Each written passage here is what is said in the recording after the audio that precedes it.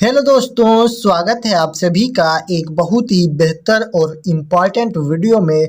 तो दोस्तों, class 12 physics की एक बहुत ही ज़्यादा शानदार और मोस्ट इम्पॉर्टेंट सीरीज़ की इस हम डे 2 की वीडियो में आप लोगों का मोस्ट वेलकम करते हैं। तो दोस्तों, आज की वीडियो में हम 5 सबसे ज़्यादा पूछे जाने वाले प्रश्नों को देखने वाले हैं। तो दोस्तों, वीडियो को लास्ट तक देखिएगा, पूरा आपको सब कुछ समझ में आ जाएगा। लेकिन यहाँ पर आपको 10 नंबर की बजाय इस बार आपको 15 से 20 नंबर का एक ही वीडियो में टारगेट दिया जाता है। मतलब ये जो क्वेश्चन हम करवाने जा रहे हैं, इससे आपको 15 नंबर तो हर हालत में तैयार हो जाएंगे। ठीक है, तो दोस्तों चलिए स्टार्ट करते हैं। 5 सबसे ज़्यादा पूछे जाने वाले प्रश्नों को हम लोग देख लेते हैं। तो दोस्तों, ये वीडियो आप सभी दोस्तों तक शेयर कर दीजिए। हम आपको 15 दिन का चैलेंज लेकर चल रहे हैं। आज डे 2 पर पहुंच चुके हैं, पूरा 95% की टारगेट हम अचीव करेंगे। ठीक है, तो आज डे 2 है। चलिए देखते हैं 5 सबसे ज़्यादा इम्पॉर्टेंट क्वेश्चन की सीरीज़ का एक नेक्स्ट वीडियो। तो चलिए स्टार्ट करते हैं, लेकिन उससे पहले चैनल पर पहली बार आए हो तो सब्सक्राइब कर लीजिएगा और वीडियो को लाइक कर दीजिएगा, ताकि आपको इसी प्रकार की सारी वीडियोस मिलती रहें। तो चलिए स्टार्ट करते हैं। अपना पहला क्वेश्चन बहुत ही ज़्यादा इम्पॉर्टेंट है। क्वेश्चन नंबर 1, ये आपका पूरा 5 नंबर का क्वेश्चन है। सबसे पहले 5 नंबर वाले देखेंगे, उसके बाद में अभी शॉर्ट आंसर भी देखेंगे, यानी छोटे छोटे जो होते हैं। चलिए अब स्टार्ट करते हैं। पहला क्वेश्चन है कि परस्पर संपर्क में रखे 2 पतले लेंसों के संयोजन की फोकस दूरी के लिए सूत्र की स्थापना कीजिए। अब यहाँ पर ध्यान से समझिए, कह रहा है कि परस्पर संपर्क में रखे 2 पतले लेंसों की फोकस दूरी यानी संयोजन से बने एक नया लेंस जो बनता है, संयुक्त लेंस की फोकस दूरी हमको ज्ञात करनी है। अब ये चित्र समझ लीजिए, तो ये आपको आसानी से समझ में आ जाएगा। ये है एक L1 लेंस और ये है एक L2 लेंस। मतलब 2 लेंस रखे हुए हैं, इनको आपस में चिपका करके रखा गया है, यानी परस्पर संपर्क में रखा गया है, ताकि एक तीसरा लेंस बन सके, यानी संयुक्त लेंस बनाया गया है। 2 लेंसों को मिलाकर एक संयुक्त लेंस बना है, उसकी फोकस दूरी हमको ज्ञात करनी है। अब इसमें एक लेंस L1 है और ये लेंस L2 है। यहाँ पर एक बिंदु O है, ठीक है, और इसका अपवर्तन के पश्चात प्रतिबिंब कहाँ पर बनता है? I डैश पर बनता है। ठीक, ये क्यों बनता है? देखिए, ध्यान से देखिए, यहाँ पर एक बिंदु O है, या वस्तु है, ठीक है, ये वस्तु O है। यहाँ से जब इसका प्रकाश आएगा, यानी कि इसका अपवर्तन होगा इस L1 से, जब यहाँ से अपवर्तन होगा तो इसका प्रतिबिंब कहाँ बनेगा? I डैश पर बनेगा। ठीक है, और जब यह I डैश होगा, ये दूसरे जो लेंस रखा है इसके लिए वस्तु का काम करेगा, यानी कि इधर ये वस्तु है तो इसका यहाँ से अपवर्तन होगा तो यहाँ प्रतिबिंब बनेगा, और जब इस तरफ आएंगे तो इस लेंस से अपवर्तन होगा ना, ये वस्तु का काम करने लगेगा इस तरफ, तो इधर से जब यहाँ से अपवर्तन होगा तो इसका प्रतिबिंब I पर बनेगा। तो यही हमको सिद्ध करना है। जब ये दोनों को आपस में मिलाएंगे तब एक नया लेंस बनेगा, उसकी फोकस दूरी हमको ज्ञात करनी है। अब इसमें लिखते हैं हम कि माना 2 पतले लेंस L1 व L2 को संपर्क में रखकर एक संयुक्त लेंस बनाया गया है। ठीक, इनकी फोकस दूरियां F1 व F2 हैं तथा इस संयुक्त लेंस द्वारा बिंदु वस्तु का प्रतिबिंब I पर बनता है। वही हमने बताया, इनकी फोकस दूरियां F1 और F2 हैं, ठीक है, और इनका प्रतिबिंब कहाँ बनेगा? I पर बनेगा। तो सबसे पहले हमको इसमें लिखना क्या है? जो हमको लिखना है वो हमने लिख दिया है। उसके बाद में हमको इसमें क्या करना होता है? इसमें हम लिखेंगे प्रथम लेंस से, यानी कि प्रथम लेंस से अपवर्तन के सूत्र से। तो लिखेंगे प्रथम लेंस से अपवर्तन के सूत्र से, प्रथम लेंस से, ठीक है, अपवर्तन के सूत्र से। ठीक है, इस प्रकार से हमको लिखना पड़ेगा, अपवर्तन के सूत्र से। उसके बाद में यहाँ पर हम लिखेंगे अपवर्तन का सूत्र क्या होता है, यानी कि आपको पता होना चाहिए। प्रथम लेंस से जब अपवर्तन होता है तो अपवर्तन का सूत्र एक होता है 1/F1। इसका क्योंकि फोकस दूरी कितनी है? F1 है, तो 1/F1 करेंगे, बराबर लगाएंगे। ठीक, 1/F1 बराबर होता है 1/1 v माइनस 1/u होता है। ठीक, तो सबसे पहले जब यहाँ से इस वस्तु का अपवर्तन होगा यहाँ से, ठीक है, तो इसकी फोकस दूरी तो 1/f हो गई बराबर 1/v, मतलब प्रतिबिंब कहाँ पर बनेगा, तो प्रतिबिंब बनेगा I डैश पर। ठीक है, तो I डैश पर जब बनता है तो इसकी यहाँ से यहाँ तक की दूरी कितनी है, I डैश तक की, यहाँ से यहाँ तक की दूरी है v डैश।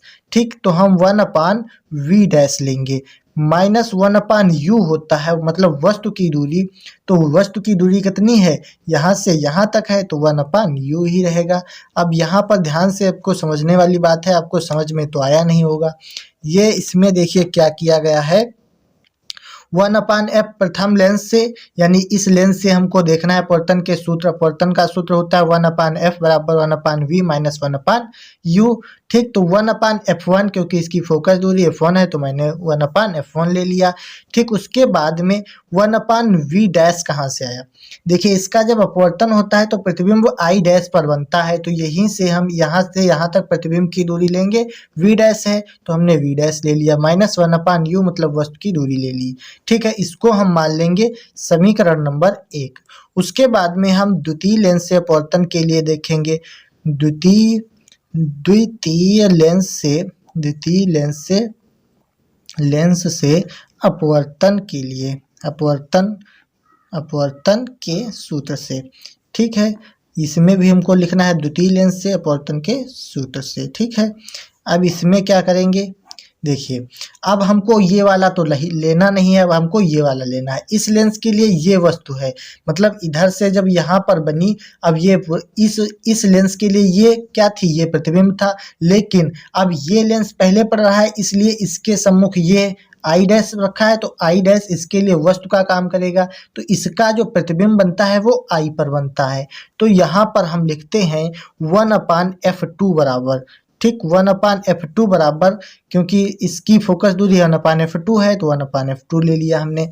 फिर यहाँ से प्रतिबिंब की दूरी हम देखेंगे, तो इसका प्रतिबिंब ये वस्तु है I डैश, और इसके लिए प्रतिबिंब कहाँ बन रहा है, I पर बन रहा है, तो यहाँ से यहाँ तक की दूरी कितनी है, v है, तो 1/ प्रतिबिंब की दूरी v हम लेंगे, इसमें माइनस लगाएंगे 1/u लेंगे, तो 1/u मतलब वस्तु की दूरी कितनी है, वस्तु की दूरी इसमें यहाँ से यहाँ तक की दूरी हमको लेनी होती है, तो वस्तु की दूरी इसमें v डैश होती है। ठीक है, अब इसकी दूरी हम लेंगे v डैश, क्योंकि इसमें वस्तु कितनी है, v डैश है, इसमें वस्तु कितनी थी, u थी, इसमें कौन सी वस्तु है, I डैश है, तो इसकी दूरी कितनी है, v डैश, तो हम वस्तु के लिए हम 1/u लेते थे, लेकिन इसमें v डैश है तो हम v डैश ले लेंगे। ठीक, अब इसको हम मान लेंगे समीकरण 2। उसके बाद में देखिए यहाँ से क्या होगा, जब हमने समीकरण 1 बनाया और समीकरण 2 बनाया, तो संयुक्त लेंस बनाकर हमको एक तीसरा लेंस बनाना है, यानी दोनों की फोकस दूरियां मिलाकर एक तीसरा लेंस बनाना है। तो हम लिखेंगे, क्या लिखेंगे, समीकरण 1 व 2 से, समीकरण 1 व 2 से। ठीक, इस प्रकार से हम लिखेंगे। उसके बाद में अब देखिए क्या हो जाएगा, 1/f1 लिखेंगे पहले, 1/f1 प्लस लगाएंगे, सॉरी यहाँ पर लिख दीजिए समीकरण 1 व 2 को जोड़ने पर, ठीक है, को जोड़ने पर, ये लिख दीजिए तब भी काम चल जाएगा, समीकरण 1 व 2 को जोड़ने पर। ठीक है, ये से काट दीजिए, तो यहाँ से हो जाएगा समीकरण 1 व 2 को जोड़ने पर, तो सबसे पहले बराबर के इधर वाला हम जोड़ेंगे, फिर बराबर के उधर वाला जोड़ेंगे।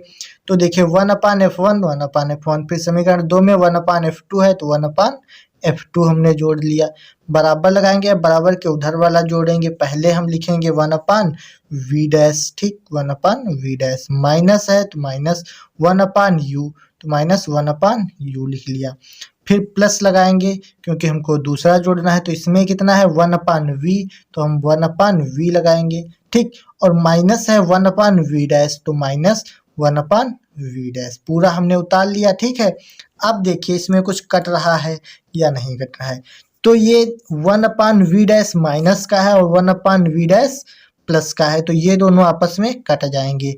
अब आपको समझ में आ रहा होगा, यानी 1/f1 बराबर 1/f1 प्लस 1/f2 बराबर क्या हो जाएगा, अब इसको हम लेंस का सूत्र के हिसाब से रख लेते हैं, 1/v माइनस 1/u।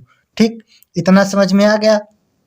अब देखिए, अगर हम क्या करें, अपवर्तन का सूत्र क्या होता है, देखिए अपवर्तन का सूत्र होता है, अपवर्तन के सूत्र से अब रखेंगे, अपवर्तन के सूत्र से, ठीक, यहाँ पर इतना लिखेंगे। अपवर्तन का सूत्र होता है 1/f बराबर 1/v माइनस 1/u।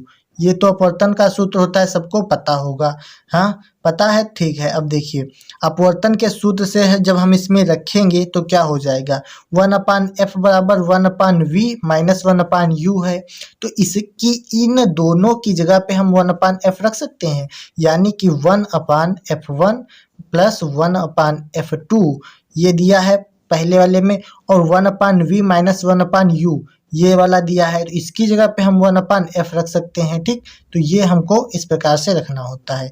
तो अब यही हम सीधी लाइन में रख लेंगे, 1/f बराबर 1/f1 प्लस 1/f2, तो यही हमारा सूत्र निकल कर आ जाएगा, ठीक है।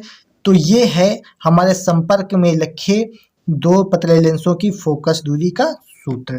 तो ये संयुक्त लेंस की फोकस दूरी 1/f आई, और इन दोनों को जब हम जोड़ देंगे तो इसके बराबर में आ गया, ठीक। यही हमको सिद्ध करना था। एक बार फिर से समझ लीजिए, पहले हम प्रथम लेंस से अपवर्तन के सूत्र से निकालेंगे तो 1/f1 और 1/v डैश माइनस 1/u करेंगे, ठीक। उसके बाद द्वितीय से निकालेंगे, फिर दोनों को जोड़ देंगे। जोड़ने के बाद जब हमारा ये निकल कर आता है 1/v माइनस 1/u, ये होता है 1/f के बराबर, क्योंकि ये अपवर्तन का सूत्र है। तो ये दोनों बराबर में है, इसलिए इसकी जगह पे हमने 1/F रख दिया, तो ये हमारा सूत्र निकल कर आ जाता है, ठीक। तो ये आपको समझ में आ गया होगा। उसके बाद में अब देखते हैं अपना अगला क्वेश्चन। चलिए, उसके बाद में देखते हैं हम अगला क्वेश्चन, क्वेश्चन नंबर 2 यहाँ पर दिया गया है, उसी से रिलेटेड है, जो हमने प्रूफ करवाया है उसी से रिलेटेड ये आपका न्यूमेरिकल है। ये भी आपका पूरा 3 नंबर में पूछा जाता है, ठीक है, बहुत ही ज़्यादा इंपॉर्टेंट है। तो चलिए इसको भी देख लेते हैं। क्वेश्चन है कि 12 सेंटीमीटर फोकस दूरी के उत्तल लेंस को 36 सेंटीमीटर फोकस दूरी के अवतल लेंस के संपर्क में रखा गया है। इस संयुक्त लेंस से 27 सेंटीमीटर की दूरी पर रखी वस्तु के प्रतिबिंब की स्थिति ज्ञात कीजिए। ये पूरा आपका 3 नंबर में क्वेश्चन पूछा जाता है, कभी कभी तो 5 नंबर में भी आ जाता है, बहुत ही इंपॉर्टेंट है, देखिए इसको ध्यान से। कह रहा है कि 12 सेंटीमीटर फोकस दूरी के उत्तल लेंस को, तो फोकस दूरी, उत्तल लेंस की फोकस दूरी कितनी होती है, f1, ठीक है। तो f1 बराबर कितना दिया है, 12 सेंटीमीटर। पहले हम डाटा नोट कर लेंगे, तो 12 सेंटीमीटर f1 दिया है, ठीक है। उत्तल लेंस को 36 सेंटीमीटर फोकस दूरी के अवतल लेंस के संपर्क में रखा गया है, तो अवतल लेंस की फोकस दूरी कितनी है, f2 है, ठीक। इसको कितनी फोकस दूरी, यानी 36 सेंटीमीटर, ये भी लिख लेंगे, ठीक। इसके 36 सेंटीमीटर फोकस दूरी के अवतल लेंस के संपर्क में रखा गया है। फिर आगे कह रहा है, इस संयुक्त लेंस से 27 सेंटीमीटर की दूरी पर रखी वस्तु के प्रतिबिंब की स्थिति हमको ज्ञात करनी है। यानी कि वस्तु की दूरी, इस संयुक्त लेंस से 27 सेंटीमीटर की दूरी पर रखी वस्तु के, तो हमको वस्तु की दूरी दी गई है, यानी u बराबर -27 सेंटीमीटर की दूरी पर रखी हुई है, ठीक है। ये अब माइनस क्यों लिया, यहाँ पर आप पूछेंगे। माइनस क्योंकि वस्तु है, तो वस्तु हमेशा माइनस में लिया जाता है, ये आपको बताया गया होगा, आपने टीचर से सीखा होगा या हाई स्कूल में पढ़ा होगा। तो u बराबर -27 सेंटीमीटर होता है। अब हमको ज्ञात क्या करना है, 27 सेंटीमीटर की दूरी पर रखी वस्तु के प्रतिबिंब की स्थिति ज्ञात कीजिए। तो हमको प्रतिबिंब v का मान ज्ञात करना होता है, ठीक है। तो प्रतिबिंब v का मान हमको ज्ञात करना है, तो यहाँ पर हम क्वेश्चन मार्क लगाएंगे। तो प्रतिबिंब कैसे हमको ज्ञात होगा, तो हमको सूत्र एक पता है कि 1/f बराबर क्या होता है, 1/v माइनस 1/u, ठीक। इससे हमको प्रतिबिंब ज्ञात हो जाएगा, ठीक। तो चलिए ध्यान से समझिएगा इसको। लेकिन आपको पता होना चाहिए कि यहाँ पर दिया गया है, f1 दिया गया है और f2 दिया गया है, ठीक। लेकिन इसमें सूत्र रखना है कैपिटल F। तो कैपिटल F का सूत्र क्या होता है, हमने अभी बताया है कि संयुक्त लेंस की फोकस दूरी, ठीक है, संयुक्त लेंस की फोकस दूरी, लेंस की फोकस दूरी, फोकस दूरी वाला सूत्र भी हमने निगमन करवा दिया है। इसका सूत्र क्या होता है, 1/F बराबर 1/F1 प्लस 1/F2, यही तो हमने अभी निकाला था, तो इसी पर हम न्यूमेरिकल लगा रहे हैं। तो सबसे पहले हमको दिया है F1 दिया है और F2 दिया है, लेकिन हमको निकालना V है, तो V कैसे निकलेगा, इस सूत्र से निकलेगा, यानी 1/F बराबर 1/V माइनस 1/U। तो यहाँ पर हमको पहले F पता होना चाहिए, तो F निकालने के लिए हम इस सूत्र में आएंगे। तो यहाँ से हम रखेंगे 1/F बराबर 1/F1 की जगह पे हम रखेंगे 1 मतलब 12 और प्लस 1/F2 की जगह पे हम 1/36 इस प्रकार से रखेंगे। उसके बाद में इसको हम हल करेंगे तो क्या आ जाएगा, इसका क्या होता है, ठीक है, इसको जब हम हल करते हैं तो आ जाएगा 1/F बराबर 12 और 12 36, यानी कि 3 आएगा इसका लासा। ठीक है, तो जब इसका 36 लासा आया तो अब क्या करेंगे, 12 को 36 से भाग देंगे, तो 12 तिया 36 और 3 बार आएगा, 3 को 1 से गुणा करेंगे तो 1 3 ही आएगा, प्लस क्या करेंगे 36 1 कम 36 मतलब 1 बार जाएगा, और 1 को 1 से गुणा करेंगे तो 1 ही आएगा। तो यहाँ से 4/36 हमारा आंसर आएगा। ठीक है, तो 4 1 कम 4 और 4 9 36, तो 1/9 आएगा, क्या आएगा 1/F बराबर 1/9 आएगा। ठीक, तो हमको F पता करना है, तो F बराबर कितना हो जाएगा, इसको हम पलट देंगे तो F बराबर 9 सेंटीमीटर हमको पता चल गया। ठीक, अब हमको इस सूत्र से V भी पता चल जाएगा, जब F पता है तो V हमको निकाल लेंगे आराम से। देखिए 1/F हमको कितना दिया है, यानी 1/F दिया है 1/9, तो हम 1/9 रख देंगे। ठीक, बराबर 1/V हमको निकालना है, इसको ऐसे ही रखेंगे, माइनस 1/U हमको दिया है, 1/U का मतलब है -27 दिया है, तो यहाँ पर 1 लगाएंगे और -27 लिखेंगे। ठीक है, तो अब क्या होगा, क्योंकि ये माइनस और ये माइनस इसकी गुणा होगी तो ये प्लस का हो जाएगा, यानी कि 1/9 बराबर 1/V प्लस 1/27। प्लस कैसे हुआ, क्योंकि ये माइनस गुणा हो जाएगा तो प्लस का हो जाएगा। अब यहाँ से ये 27 को हम उधर भेजेंगे तो क्या होगा, ये हो जाएगा माइनस में, यानी कि 1/V बराबर 1/9 प्लस सॉरी, यहाँ से जब इधर जाएगा बराबर के उधर तो माइनस का 1/27 हो जाएगा। ठीक, तो अब यहाँ से क्या हो जाएगा, इसका जब 1/V बराबर हम लासा लेंगे तो कितना आएगा 27 आएगा।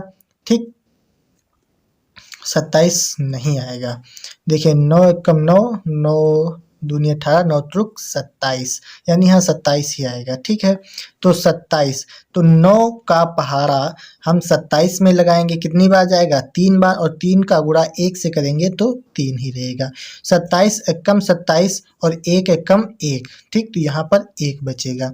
उसके बाद में 1/V बराबर आ जाएगा, यहाँ पर 3 में से 1 जाएगा तो बचेंगे 2 और नीचे बचेंगे 27। ठीक, तो 2/27 हमारा आंसर हो जाएगा। ठीक है, इसको हम मान लेंगे, और इसको आप चाहें तो इसको सीधा भी लिख सकते हैं, यानी जब इसको पलटेंगे तो कितना हो जाएगा, V बराबर 27/2 आएगा। अब इसको आप काटना चाहें तो काट सकते हैं, मतलब 2 कम 2 2 कम 2 और 2 तिया 6 और 2 पंचे 10, यानी कि V कितना आ जाएगा, V बराबर आ जाएगा 13.5 सेंटीमीटर। ठीक, ये भी आप आंसर लिख सकते हैं, या ये भी लिख सकते हैं, ये भी लिख सकते हैं, जो आपकी मर्जी है वो आप इसमें लिख सकते हैं। ठीक, उसके बाद में अब अगला, तो यहाँ से अगला हमारा क्वेश्चन देखते हैं। क्वेश्चन नंबर 3 है कि एक अवतल लेंस जिसकी फोकस दूरी 25 सेंटीमीटर है के संपर्क में एक अवतल लेंस रखा है। यह युग्म 50 सेंटीमीटर फोकस दूरी के अभिसारी लेंस के समान कार्य करता है। अवतल लेंस की क्षमता तथा फोकस दूरी ज्ञात कीजिए। ये भी क्वेश्चन बहुत ही ज़्यादा इम्पोर्टेंट है। क्वेश्चन नंबर 3, ये आपका पूरा 3 नंबर में क्वेश्चन पूछा जाता है। ठीक है, कभी कभी तो 5 नंबर में भी पूछ लेता है, तो ये भी बहुत ही ज़्यादा इम्पोर्टेंट है, इसको भी देख लेते हैं। ये क्वेश्चन है, देखिए इसका डाटा पहले इकट्ठा करेंगे, उसके बाद में हल करेंगे, जैसे सारे क्वेश्चन हम हल करते हैं। तो सबसे पहले दिया है कि एक उत्तल लेंस जिसकी फोकस दूरी 25 सेंटीमीटर है, यानी कि फोकस दूरी इसमें दी है 25 सेंटीमीटर। तो F1 दिया है, ठीक, F1 बराबर 25 सेंटीमीटर है, तो हम F1 लिख लेंगे 25 सेंटीमीटर। उसके बाद में कह रहा है कि संपर्क में एक अवतल लेंस रखा है। इस उत्तल लेंस के संपर्क में एक अवतल लेंस रखा है। यह युग्म 50 सेंटीमीटर फोकस दूरी के अभिसारी लेंस के समान कार्य करता है। यानी कि इसमें दिया है कि संपर्क में एक अवतल लेंस रखा है, यह युग्म 50 सेंटीमीटर फोकस दूरी के अभिसारी लेंस के समान कार्य करता है। यानी कि इसमें हमको कैपिटल F दिया हुआ है। कैपिटल F कितना है? 50 सेंटीमीटर है, ठीक। ये संपर्क में रखा है ना, अभिसारी लेंस के समान कार्य करता है। अवतल लेंस की क्षमता तथा फोकस दूरी ज्ञात करनी है। तो यानी कि F2 होती है अवतल लेंस की फोकस दूरी, तो ये ज्ञात करनी है, और इसकी क्षमता यानी कि P हमको ज्ञात करना है, ठीक। क्षमता होती है P। अब यहाँ पर ध्यान से समझिए इसमें क्या करना है, ठीक। सबसे पहले हम इसमें निकालेंगे F2। F2 कैसे निकलता है, यानी सूत्र हमको पता है 1/f बराबर होता है 1/f1 प्लस 1/f2। इस सूत्र से हमको 1/f2 पता चल जाएगा, ठीक। तो चलिए रखते हैं 1/f की जगह पे हम रखेंगे 1/50, ठीक, बराबर 1/f1 कितना दिया है 25, तो 1/25, ठीक, प्लस 1/f2 निकालना है। तो यहाँ से क्या हो जाएगा,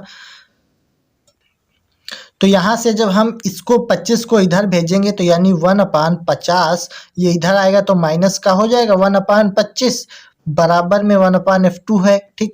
F2 हमको निकालना है। तो यहाँ से अब देखिए इसका लासा कितना हो जाएगा 50 ही होगा, क्योंकि 50 बड़ा है, तो 50 अक्कम 50 का पहाड़ा 50 में एक बार जाएगा, और एक की एक से गुणा तो एक ही रहेगा। फिर माइनस लगाए तो माइनस 25 की 50 में कितनी बार पहाड़ा जाएगा 2 बार, 25 दूनी 50, और 2 की गुणा 1 से करेंगे तो 2 ही आएगा, ठीक। तो उसके बाद में 1/f2 आएगा, ठीक। तो यहाँ से देखिए 2 माइनस का है 1 प्लस का है, तो 2 में से 1 घट जाएगा तो कितना बचेगा माइनस का 1 बचेगा, और बटे 50 बराबर 1/f2, ठीक। तो यहाँ से समझिए अब इसमें जब 1/f2 दिया है माइनस का 1/50, तो F2 कितना आ जाएगा, F2 आ जाएगा ये माइनस का 50, ठीक, क्योंकि इसको पलट देंगे तो माइनस का 50 ही F2 आ जाएगा। उसके बाद में ये हमारी फोकस दूरी आ गई, ठीक। उसके बाद में कह रहा है कि हमको अवतल लेंस की क्षमता ज्ञात करनी है। ये अवतल लेंस की फोकस दूरी हो गई। अवतल लेंस की क्षमता क्या होती है, तो यहाँ से हम देखते हैं अवतल लेंस की क्षमता, ठीक। अवतल लेंस की क्षमता, इसका हम पहले सूत्र देखते हैं। तो सूत्र होता है P बराबर 1/f होता है, ये अवतल लेंस की क्षमता होती है, ठीक। तो हम क्षमता में लिखेंगे P बराबर 1/f। तो F हमको दिया है माइनस का 50, तो हम इसमें माइनस ना रख के सिर्फ प्लस ही रखते हैं, क्योंकि क्षमता कभी माइनस में नहीं होती है, ठीक। अब ये होती है किसमें, मीटर में, तो इसमें हमको सेंटीमीटर में दिया है ना F2 50 सेंटीमीटर, और क्षमता होती है मीटर में, तो हम इसको 100 से गुणा कर देते हैं। तो यहाँ से ये जीरो कट जाएगा, और 5 एकम 5 और 5 दूनी 10, तो P बराबर यहाँ पर 2 डायोप्टर आ जाएगी क्षमता। कैसे ये पता चला, अब देखिए जैसे F2 है -50, अवतल लेंस की क्षमता होती है P बराबर 1/f, जब ये मीटर में होता है, ठीक, मीटर में इतना भी आप लिख लीजिए, और जब ये सेंटीमीटर में होता है तो ऊपर हम 100 लिख देते हैं, यानी 100 सेंटीमीटर गुणा कर देते हैं, तब नीचे 50, ये जीरो कट जाएगा, 5 दूनी 10, 2 डायोप्टर क्षमता आ जाएगी। तो ये भी बहुत आसान था, बहुत इंपॉर्टेंट क्वेश्चन था, आपको समझ में आ गया होगा। उसके बाद में अब देखते हैं अपना अगला क्वेश्चन नंबर 4। उसके बाद में हमारा क्वेश्चन नंबर 4 जो है बहुत ही ज़्यादा इम्पॉर्टेंट है। ये भी आपका 3 नंबर वाला क्वेश्चन है, कई बार पूछा गया है, तो चलिए इसको भी देख लेते हैं। तो क्वेश्चन नंबर 4 दिया है कि प्रकाश वैद्युत कार्यफलन का अर्थ समझाइए। तो कार्यफलन, यहाँ पर कार्यफलन इतना आपको ध्यान देना है। तो प्रकाश वैद्युत कार्यफलन ये हमको याद रखना है। तो कार्यफलन की परिभाषा इसमें लिखनी होती है और इसका अर्थ समझाना होता है, मतलब वही है, परिभाषा लिख दीजिए, काम हो जाएगा। टोटल आपका 3 नंबर में क्वेश्चन पूछा जाता है, बहुत ही ज़्यादा इम्पॉर्टेंट है, ठीक है। तो इस पर इम्पॉर्टेंट आप अभी से लगा लीजिए, ये क्वेश्चन आपको हर हालत में मिलेगा। तो इसमें परिभाषा लिखते हैं कि प्रकाश वैद्युत कार्यफलन क्या होता है, इसको समझिए। वह न्यूनतम ऊर्जा जो किसी वस्तु के पृष्ठ से, यानी वह न्यूनतम ऊर्जा जो किसी वस्तु के पृष्ठ से इलेक्ट्रॉनों को उत्सर्जित करने के लिए आवश्यक होती है, उस वस्तु का कार्यफलन कहलाती है। अब इसमें क्या है, इसमें तो बहुत आसान है। अब आपको समझने वाली बात सिर्फ इतनी है कि वह न्यूनतम ऊर्जा, कोई अधिकतम बोल देता है, कोई वह ऊर्जा बोल देता है, लेकिन नहीं, इसमें बोलना है कि वह न्यूनतम ऊर्जा जो किसी धातु या किसी वस्तु के पृष्ठ से इलेक्ट्रॉनों को उत्सर्जित करने के लिए आवश्यक होती है, उस वस्तु का कार्यफलन कहलाती है। अब कार्यफलन क्या होता है, W होता है। तो W बराबर h न्यू नॉट, इसमें ये सूत्र लिखा जाता है। W है कार्यफलन, h है प्लांक नियतांक और न्यू नॉट क्या है, प्रकाश की देहली आवृत्ति होती है, ठीक। तो W बराबर h न्यू नॉट, ये होता है प्रकाश का वैद्युत कार्यफलन, ठीक। उसके बाद में अब देखते हैं अपना अगला क्वेश्चन नंबर 5, जो सबसे ज़्यादा इम्पॉर्टेंट है। उसके बाद में हमारा अगला क्वेश्चन 5 नंबर है, बहुत ही ज़्यादा इम्पॉर्टेंट, लॉर्ड रेले का प्रकीर्णन नियम। ये दोनों नियम आपको इसलिए बता रहे हैं क्योंकि सारे न्यूमेरिकल देखकर आप ज़्यादा बोर हो जाते हैं, ठीक। इसीलिए अब थोड़ा सा आराम से पढ़ लीजिए। 2 क्वेश्चन और 3 क्वेश्चन लॉन्ग हमने देख लिए हैं। ये भी आपका क्वेश्चन पूरा 3 नंबर में पूछा जाता है, लॉर्ड रेले का प्रकीर्णन नियम। इसमें क्या होता है कि प्रकीर्णित प्रकाश की तीव्रता उसकी तरंग दैर्घ्य के चतुर्थ घात के व्युत्क्रमानुपाती होती है, जबकि प्रकीर्णन का आकार प्रकीर्णित होने वाले प्रकाश के तरंग दैर्घ्य की तुलना में कम हो। अब यहाँ पर ध्यान से समझिए, बस इसमें कुछ ज़्यादा नहीं करना है, बस एक बार ध्यान से समझ लेना है बस। तो कह रहा है कि लॉर्ड रेले का प्रकीर्णन नियम क्या होता है, इसमें है कि प्रकीर्णित प्रकाश की तीव्रता उसकी तरंग दैर्घ्य की चतुर्थ घात के व्युत्क्रमानुपाती होती है। बस प्रकीर्णित प्रकाश की तीव्रता उसकी तरंग दैर्घ्य के चतुर्थ घात के व्युत्क्रमानुपाती होती है, बस, बहुत आसान। जबकि प्रकीर्णन का आकार प्रकीर्णित होने वाले प्रकाश के तरंग दैर्घ्य की तुलना में कम हो, यानी कि I अनुक्रमानुपाती 1/λ⁴ होता है। बस ये सूत्र लिख देना होता है, मतलब 1/4 मतलब ये चतुर्थ घात है, λ⁴ चतुर्थ घात, वही इसमें लिखा है, चतुर्थ घात के व्युत्क्रमानुपाती होती है। बस इसमें आपको कुछ ज़्यादा करने की ज़रूरत नहीं है, ठीक है। बस ये था हमारा आज का मोस्ट इम्पॉर्टेंट वीडियो। 5 क्वेश्चन हमने बताए हैं, अगर आप लोग ये तैयार करते हैं डेफिनेटली आप 15 नंबर इसी से पा सकते हैं, ठीक है। बहुत ही ज़्यादा इम्पॉर्टेंट क्वेश्चन है। तो उम्मीद करते हैं आपको वीडियो अच्छी लगी होगी। वीडियो अच्छी लगी तो लाइक करिए, चैनल पर पहली बार आए हो तो सब्सक्राइब करिए। चलिए मिलते हैं एक और नई वीडियो में, तब तक के लिए जय हिंद, वंदे मातरम।